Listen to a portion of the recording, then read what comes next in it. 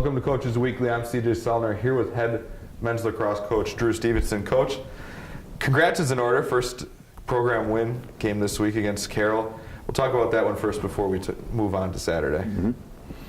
Yeah, honestly, we went up there with the mentality going, we've got to compete, we've got to clean up our game. I've kind of been talking about that since the very first few weeks of the season. But I'm thrilled for our guys, and kind of got that little monkey off our back, and hey guys, and we can play so much better than we even played against Carroll. But nonetheless, I'm thrilled for our guys, and that was a good thing. We got to win, and a couple minutes after the game's over, I'm hearing guys going, "Oh man, I got to review film. I know I messed up. I know I did this. I know that." And not to sound negative, but it's like, hey, that's good. They're being critical of their play. I'm super thrilled we won, but they're like, hey, we could have been better. And that's kind of like, that's the theme I've been kind of trying to stress to our guys all the time. Going, just take care of ourselves. Take care of ourselves. Take care of ourselves, and we'll be better for it. And last Wednesday was an example of that, where those guys are getting, they're less worried about what the other team looks like or whatever, or what their record is or whatever. It's about me and our team, and what we have to do individually and collectively. Now that whole game, I was just impressed from the start. Carroll goes down and scores right away, and you guys didn't just fall Our notorious slow starts? What are you talking about? But there was no falling apart there, because there's been points in this year that one goal's in, and then all of a sudden there's four more in. Right. The guys came back and battled and put four up on Carroll just like that, and then all of a sudden you guys were in control of the game. Yeah, that's a level of maturation, as you kind of alluded to there. That's what we need, that's what we want, that's what we expect from our players. But it's also, we're being realistic, being as young and whatnot as we are, with so many freshmen and whatnot. So. But no, you're absolutely right. We do have a notorious bad habit of coming out slow, but we're trying to correct that. But most importantly, as you said, hey, down one, it's okay. Stick to our guns. Let's play our game. Be patient, and do what you need to do. Do your job, and the guys did, and as you said, kind of turned it. And before too long, we were in control. And besides a little bit of a let up in the third quarter and early fourth, we did control the tempo of that game. Now, also in that game, everybody really contributed. Cal Crawford with his 5 goals, we knew that was coming, just the way he's played all year.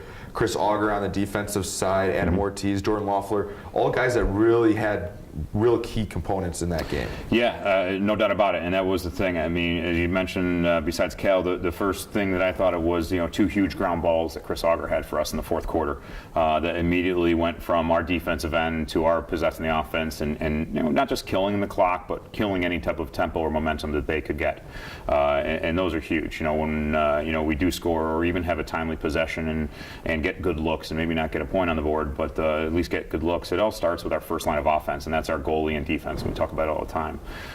So everyone contributed. from Jordan and Kyle at attack, and Alex Pankey, and obviously Chris and Kyle and JR down at the defensive end, and in the middle of the field, Adam's just our marathon guy.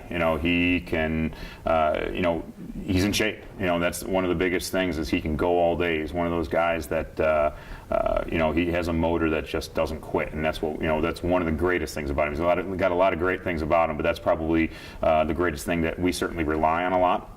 And he can, as you guys know, he plays short and long pole, so he plays a lot of different, plays in a lot of situations for us. Now, moving from that Carroll game, you guys play a really tough Augustana team. Their record doesn't really say much about them until you look at who they've played. They've played so many top 25 teams. The score didn't go how anybody wanted it to, but the person that really stood out to me in that game is Noah in the cage. I believe he had 27 saves in the game, and he was facing shots, but he was making saves left and right because he was busy all day. Absolutely, and we started off. We had our best quarter of team defense in the whole entire season. The first quarter, particularly the first 10 minutes or so. I think they had two goals, 8 or 10 minutes in or something like that, and then, as you alluded to earlier, a couple came boom, boom, boom. But we had our best quarter of team defense, and that was a huge improvement. We talked about at halftime. We talked about a post game. But as what are we, ever 8 or 9 games into the season? Noah has been the backbone, and he has made great saves. But that, he had as many saves as he did was because, first off, unfortunately we give up too many shots, and that's something we're trying to correct. But most importantly, a lot of those were outside shots, and those are the saves that he will and will continue to make, and those are the ones we expect him to make. And he knows he can do it, and there's one or two in that game he'd like to have back. Probably had some snow flying in his eyes, but nonetheless, I mean, he's an absolute, he's an offensive killer in net for us, and that's huge for us. But overall defensively, we played a much better game, particularly in the first quarter and other spurts during the game, and so we're excited about that. But Noah's been playing great since day one of the season. So you alluded to it, the weather on Saturday. I know you've been around lacrosse a long time. Have you ever been a part of something, whereas I put in the live stats, rain, snow, wind, sun, sleet, hail, sideways, swirling. I mean, it was a meteorologist's dream because they couldn't have been wrong. Yeah, there was at least a couple of seasons, maybe 3 seasons in all in a matter of a couple hours. But, having grown up in upstate New York in the snow belt of Syracuse, I have seen conditions like that before in March and April. So, it frankly kind of took me back to some old memories of playing in a gravel parking lot the full month of March and even beginning of April for our season when we didn't have turf and the beautiful facilities we have now, and that type of thing. But it made it fun. I mean, hey, you got to laugh it off. You got to play hard. You got to stay warm. It was just a matter of hey, keeping your head, because it's even both sides. Yeah. It's not like it's playing an advantage to either team. At one point we went from white balls to orange balls. We were like, well, let's just stick with orange because that snow is about to return, even though the sun and all the snow melted off and everything came back. So. It was fun. I mean, there's no doubt about it. Like I said, you have these pictures from our game film from literally the moment the clock expired in the second quarter at the start of halftime to the whistle at the start of the third, which is more or less 15 minutes total time. 2 seasons. I mean, literally snow-covered field. You can't see a line on the field, to complete green turf. Sun is out, bright sunshine, and the ball is back in play. Pretty wild day. Now we look forward to this week. It's another interesting matchup for you guys, with Beloit going to Beloit in a conference matchup this week.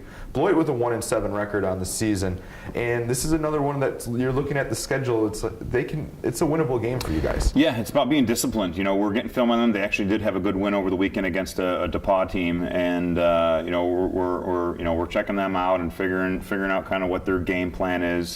But obviously they've had some struggles as well too, and but at the same time they got a few years on us and some depth on us. So again, really looking forward to obviously kind of getting a game plan together and seeing what they're all about. But looking in the mirror is really what we're all about. And I think after Wednesday's games with Carroll and Saturday against Augustana, it's all about cleaning up. Cleaning up our little details where.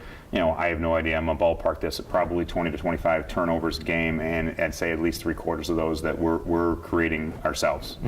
Not caused turnovers by the opponent. Us just missing ground balls or dropping the ball, booting it out of bounds, whatever it may be. So our focus these next 2 days in practice is just going to be about cleaning up our game and maintaining possession and giving our D rest and making our defense and goalies keep doing what they need to do to stop the ball. But we want our offense to do a lot more. That's critical for us going into this week with Beloit on Wednesday and then traveling out to Cornell on Saturday.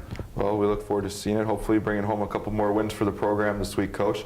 For Coach Drew Stevenson, they'll be playing on Wednesday at Beloit, then Saturday at Cornell. I'm CJ Stallner. Thank you for watching Coaches Weekly.